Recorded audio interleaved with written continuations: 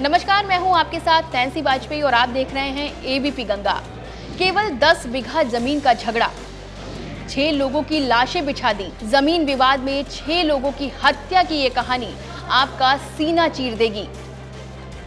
जिसने भी देवरिया कांड के बारे में सुना वो सकते में है। संपत्ति विवाद पर ऐसी दुश्मनी पनपी कि ना आदमी देखा, ना औरत और ना ही बच्चा, बस सबको मारते चले गए। और ये सब कुछ हुआ उस दिन जिस दिन देश अहिंसा के पुजारी और राष्ट्रपिता महात्मा गांधी की जयंती मनाता है, यानी कि 2 अक्टूबर के दिन। पूरा मामला थाना रुद्रपुर के फतेहपुर गांव का है और विवाद 2 परिवारों के बीच का है। एक परिवार प्रेम यादव का और दूसरा सत्य प्रकाश दुबे का। प्रेम यादव पूर्व जिला पंचायत सदस्य था। उसका और सत्य प्रकाश का जमीन को लेकर काफी समय से झगड़ा चल रहा था।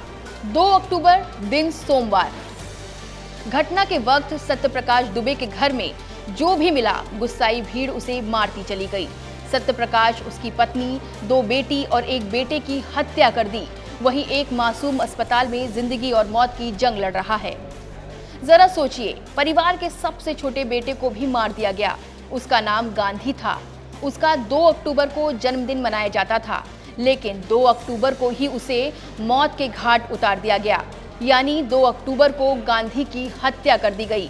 ये सिर्फ गांधी की नहीं बल्कि गांधी के विचारों की भी हत्या है। अब अचानक 2 अक्टूबर को ऐसा क्या हुआ कि जमीनी विवाद का मामला खूनी संघर्ष में बदल गया? आपको विस्तार से बताते हैं। दरअसल 2 अक्टूबर के दिन जैसे ही प्रेम यादव की लाश मिली, इस जमीनी झगड़े ने खौफनाक रूप ले लिया। प्रेम यादव के शव को देखकर लग रहा था कि उसकी हत्या गला काट कर की गई है। जैसे परिजनों ने शव को देखा वो भड़क उठे। सबका शक सीधे सत्य प्रकाश के परिवार पर गया। हालांकि अभी तक प्रेम यादव की हत्या का कारण स्पष्ट नहीं हुआ है, लेकिन बदले की आग में प्रेम यादव के परिजनों ने धारदार हथियार और बंदूक से लैस होकर सत्य प्रकाश के घर पर धावा बोल दिया। उन्होंने धारदार औजार से और गोली मारकर सत्य प्रकाश समेत घर के 5 लोगों को मौत के घाट उतार दिया। एक गांव में 6 लोगों की हत्या से हड़कंप मच गया। पुलिस प्रशासन के हाथ पांव फूल गए। आनन फानन में डीएम, एसपी समेत सभी आला अफसर मौके पर पहुंचे। घायलों को अस्पताल पहुंचाया गया, लेकिन तब तक बहुत देर हो चुकी थी। सत्य प्रकाश, उसकी पत्नी, 2 बेटी और 1 बेटे की मौत हो गई थी। वहीं एक बच्चे की हालत गंभीर है जो अस्पताल में जिंदगी और मौत के बीच झूल रहा है। चलिए अब आपको ये भी बताते हैं कि सत्य प्रकाश दुबे और प्रेमचंद यादव के परिवार के बीच ये जमीनी विवाद कब से शुरू हुआ। मृतक सत्य प्रकाश की बड़ी बेटी शोभिता द्विवेदी के मुताबिक ये पूरा जमीनी विवाद साल 2014 से शुरू हुआ। आरोप है कि 2014 में सत्य प्रकाश दुबे के छोटे भाई ज्ञान प्रकाश दुबे को अगवा कर उसकी जमीन लिखवा ली गई थी। इसको लेकर सत्य प्रकाश दुबे ने कोर्ट में मुकदमा दर्ज कराया। उसी दिन से सत्य प्रकाश दुबे और प्रेमचंद यादव के परिवार के बीच दुश्मनी की लकीर खिंच गई और दोनों एक दूसरे के जान के प्यासे बन गए। मृतक सत्य प्रकाश दुबे की बेटी शोभिता का आरोप है कि जमीन मामले में तहसीलदार, एसडीएम और एसओ सबकी मिलीभगत है, क्योंकि जब भी हम लोग शिकायत करते वो लोग उस पर यानी कि प्रेमचंद यादव पर कोई कार्रवाई नहीं करते।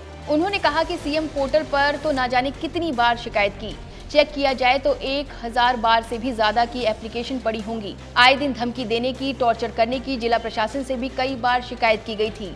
2 अक्टूबर को उसकी एसडीएम कोर्ट में पेशी थी, लेकिन उससे पहले ही मेरे परिवार को खत्म कर दिया गया। शोभिता ने अपनी एफआईआर में बताया है कि मेरे चाचा ज्ञान प्रकाश दुबे को साल 2014 में प्रेमचंद यादव ने अगवा करके उनके नाम का पूरा खेत अपने नाम लिखवा लिया था।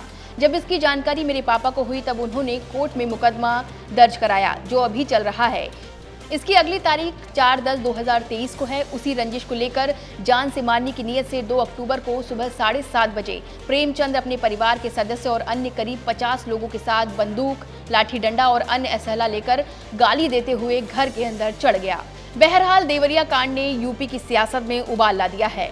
विपक्ष कानून व्यवस्था को लेकर सरकार का घेराव कर रहा है, तो वहीं सीएम योगी ने भी अधिकारियों को सख्त निर्देश दिए हैं कि दोषियों को छोड़ा न जाए। इस बीच देवरिया कांड में घायल लड़के से सीएम योगी ने अस्पताल में मुलाकात की है। बहरहाल वीडियो में बस इतना ही। यूपी उत्तराखंड के तमाम बड़े अपडेट्स आप देखते रहें एबीपी गंगा पर।